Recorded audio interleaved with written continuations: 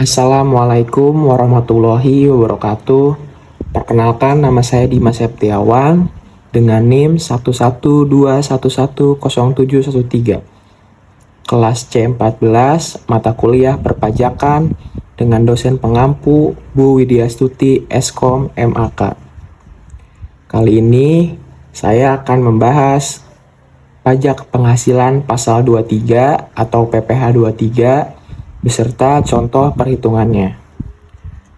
Namun, sebelum mengetahui cara menghitung PPh 23, terdapat ketentuan yang perlu kita pahami terlebih dahulu. Baik, yang pertama, apa itu PPh 23? PPh 23 adalah pemotongan atas penghasilan, baik itu penghasilan dalam bentuk hadiah, bunga, sewa, royalti, atau jasa-jasa lainnya selain objek PPh pasal 21. Adapun PPh 23 dikenakan ketika terdapat transaksi antara dua pihak, di mana penerima penghasilan akan dikenakan PPh pasal 23 dan pemberi penghasilan akan memotong serta melaporkannya ke kantor pajak. Selanjutnya, ada pihak pemotong PPh 23. Pihak yang berhak memotong PPh 23 adalah sebagai berikut. Yang pertama, ada badan pemerintah. Yang kedua, subjek pajak badan dalam negeri. Yang ketiga, penyelenggara kegiatan. Yang keempat, bentuk usaha tetap atau BUT. Yang kelima, perwakilan perusahaan luar negeri. Yang keenam, wajib pajak orang pribadi dalam negeri yang ditunjuk Direktur Jenderal Pajak sesuai KEP 50/PJ/1994, yaitu yang pertama akuntan, arsitek, dokter, notaris, pejabat, pembuat akta tanah atau PPAT, kecuali PPAT tersebut camat, pengacara, dan konsultan yang melakukan pekerjaan bebas. Yang kedua, orang pribadi yang menjalankan usaha yang menyelenggarakan pembukuan. Selanjutnya, ada pihak penerima penghasilan yang dipotong PPh 23. Yang pertama, ada orang pribadi dalam negeri, namun pemotongannya atas penghasilan pasif, dividen, bunga, royalti, dan sewa. Yang kedua, bentuk usaha tetap atau BUT. Selanjutnya, di sini ada objek PPh 23. Pada kenyataannya, hampir semua penghasilan dapat dikenakan PPh 23. Secara spesifik, rincian jenis penghasilan yang dikenakan PPh 23 adalah sebagai berikut. Yang pertama, ada dividen, yang kedua, bunga, yang ketiga, royalti, yang keempat, hadiah, bonus, penghargaan, dan hal-hal sejenisnya selain kepada orang pribadi. Yang kelima, sewa dan penghasilan lain yang berhubungan dengan penggunaan harta, kecuali terhadap tanah ataupun bangunan. Yang keenam, imbalan yang berhubungan dengan jasa teknik, manajemen, konsultan, dan jasa selain yang telah dipotong PPh pasal 21. Selanjutnya, ada batas waktu penyetoran dan pelaporan PPh 23. Nah, sesuai aturan, PPh 23 paling lambat disetorkan pada tanggal 10 di bulan berikutnya setelah masa pajak berakhir. Sementara itu, pelaporannya paling lambat dilaksanakan pada tanggal 20 di bulan berikutnya setelah setoran dilakukan.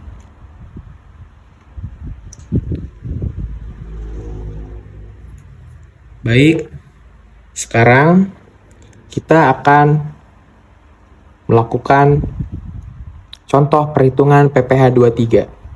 Setelah mengetahui beberapa ketentuannya, sekarang saatnya memahami bagaimana cara menghitung PPh 23 berdasarkan tarif yang ditetapkan yang dihitung dari jumlah bruto.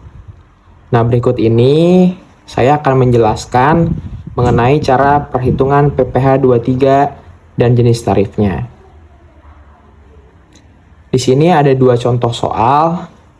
Contoh soal yang pertama, PT ABC menyewa alat berat dari CV DEF dengan biaya sewa sebesar 50 juta rupiah. Pertanyaannya, berapa besar PPh pasal 23 atas sewa yang harus dipotong PT ABC sebagai pemberi penghasilan atas sewa dari CV DEF? Kita masuk ke pengerjaan soalnya atau perhitungannya. Tarif PPh pasal 23 atas sewa adalah 2%. Biaya sewa alat beratnya adalah 50 juta rupiah. Jadi, besar pemotongan PPh pasal 23 atas sewanya 2% dikali 50 juta rupiah adalah 1 juta rupiah. Jadi 50 juta rupiah dikurang 1 juta rupiah sama dengan 49 juta rupiah. Jadi hasilnya di sini CVDEF hanya akan menerima pembayaran sewa dari PT ABC setelah dipotong pajak PPh 23 sebesar 1 juta yang tadinya 50 juta dikurang 1 juta, jadi hanya mendapat 49 juta rupiah. Oke, kali ini kita masuk ke contoh perhitungan yang kedua atau contoh soal yang kedua. Perusahaan ABC membagikan dividen sebesar 2 miliar rupiah. Adapun perusahaan LMN memegang saham 10% di dalamnya. Perhitungan PPh 23 dengan tarif 15% karena kepemilikan 10%, karena kepemilikan sahamnya 10%, dividen yang berhak diterima perusahaan LMN adalah, oke kita bahas perhitungannya. Di sini sama dengan 2 miliar rupiah dikali 10%, jadi sama dengan 200 juta rupiah. Tarif dari PPh 23-nya sama dengan 15%. Jadi 200 juta rupiah dikali 15% sama dengan 30 juta rupiah. Nah, jadi besaran saham yang diterima oleh PT LMN sebesar 10% yang tadinya 200 juta rupiah karena sudah dipotong oleh PPh 23 dengan tarif 15% yaitu 30 juta rupiah. Jadi PT LMN hanya mendapatkan 170 juta rupiah. Jadi di sini karena potongan PPh-nya yaitu 30 juta rupiah. Jadi seperti itu perhitungannya.